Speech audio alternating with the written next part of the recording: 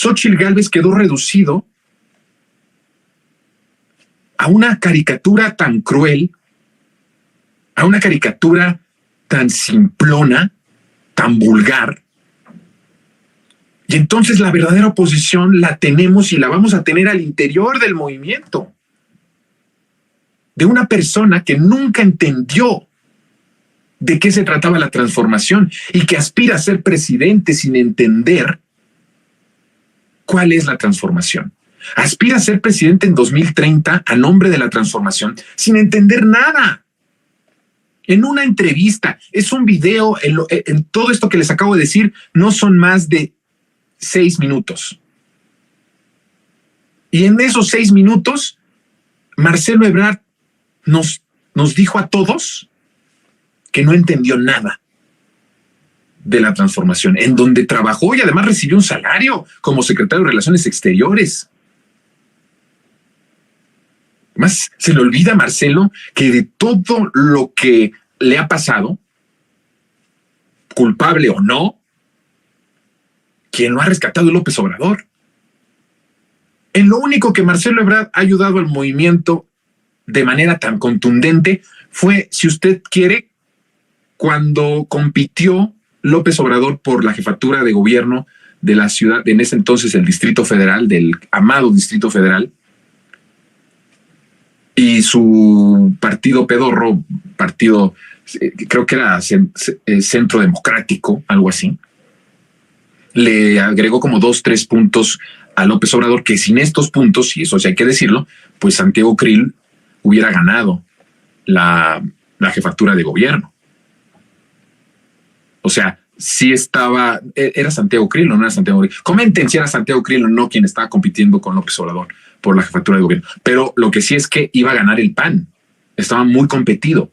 Y cuando declina Marcelo Ebrard, que era candidato por su propio partido, Centro Democrático se llamaba, le da 2-3 puntitos, y por esos 2-3 puntitos López Obrador gana la jefatura, porque López Obrador pasó de panzazo en la elección de jefe de gobierno del Distrito Federal en el 2000. Estamos hablando desde el principio de la década de los 2000. Eso es lo único que podemos decir, pero o sea, ya le hemos pagado con creces, porque el presidente lo rescató del exilio, lo rescató de todo y lo puso siempre, pues, en lugares importantes.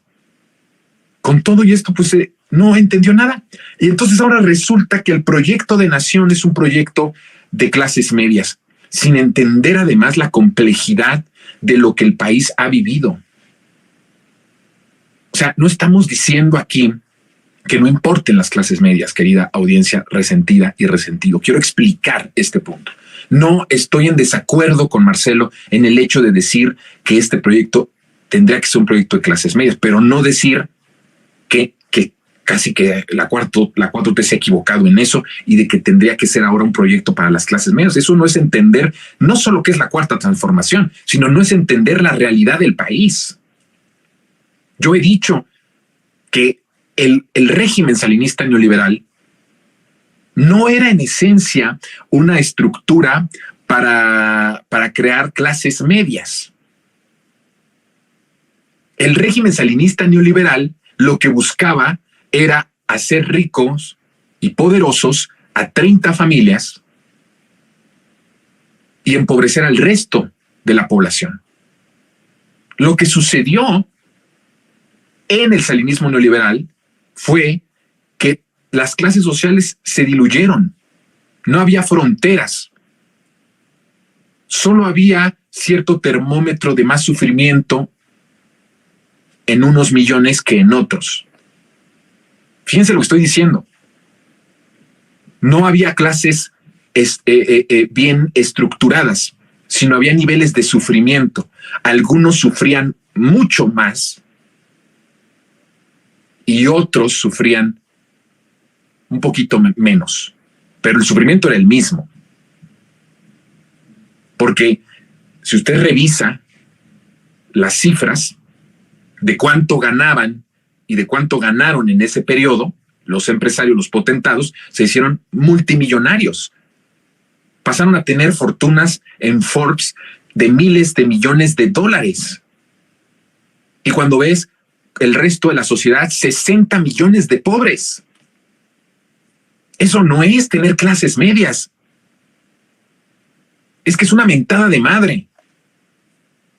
Los que todavía piensan que existía o existieron clases medias o que había división de clases. No. Eran ellos y los demás que se jodieran. Y eso fue lo que pasó. Cuando dice Ebrard, vamos por las clases medias, ¿a qué se refiere con las clases medias? La cuarta transformación va a los que menos tienen. Y dentro de los que menos tienen, hay muy pobres y hay clase media. Si rompemos esa estructura de visión, si rompemos esa estructura de apoyo, volvemos a crear desigualdad, volvemos a ahondar en la desigualdad.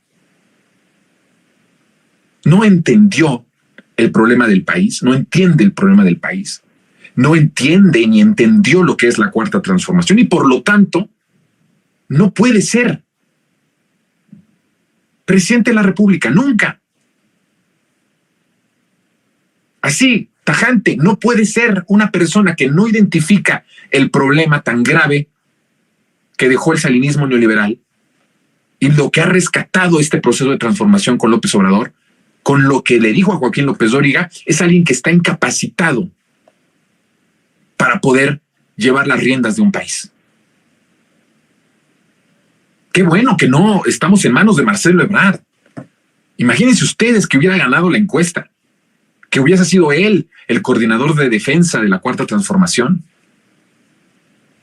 Pues no sería en defensa de la cuarta transformación, sería el que diluyera la cuarta transformación, el que traicionara la cuarta transformación. No, Ebrard, no te equivoques. Por el bien de todos, primero los pobres. Así, tajante, así de concreto y así de profundo y radical.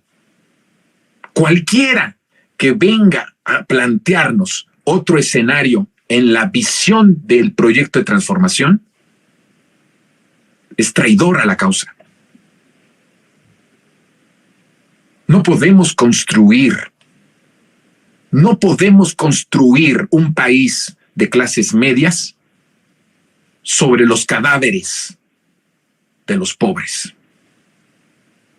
No podemos construir un país de más oportunidades para la clase media sobre la ruina, la tristeza, la desesperanza, el llanto y el sufrimiento de los pobres.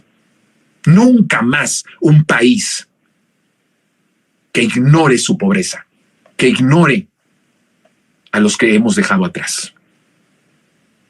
Y esto no significa que no va a haber un proyecto para las clases medias. Este proyecto, por fin, ha rescatado a esas personas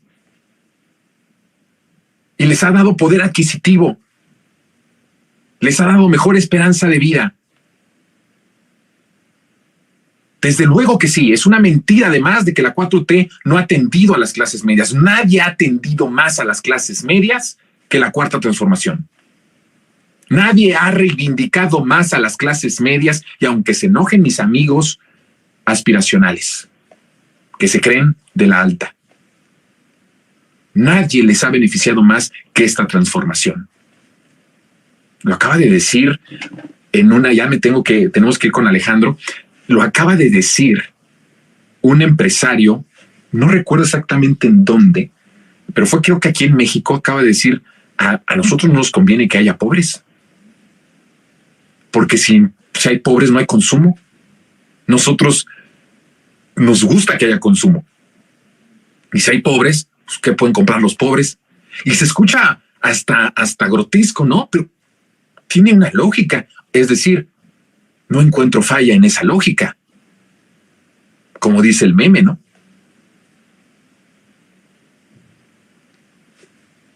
Hay una oposición con Ebrard desde adentro de la cuarta transformación. De momento basta para mostrar una unidad y para hacer que muchos despistados voten por el proceso de transformación y por el proyecto y la continuidad de la transformación. Pero tendremos que hablar de este tema de Marcelo. Ya no voy a hablar más de Marcelo. Esta es la última vez que lo voy a hacer, al menos en este periodo. No nos vamos a meter más con él. Ya, es lo único. Y tampoco vamos a llamar a que nos desunamos. Lo que está advirtiendo es algo que es importante. Atenderemos a Marcelo llegado el momento y llegado el puesto o posición que tenga en el próximo gobierno de la transformación. De momento, preocupante lo que le dijo a Joaquín López Dóriga. Y preocupante es a quién se lo dijo, porque todo en política es no solamente una cuestión de formas, sino de fondo. Todo en política no es forma, sino es fondo. Cómo se dice, con quién se dice, cuándo se dice.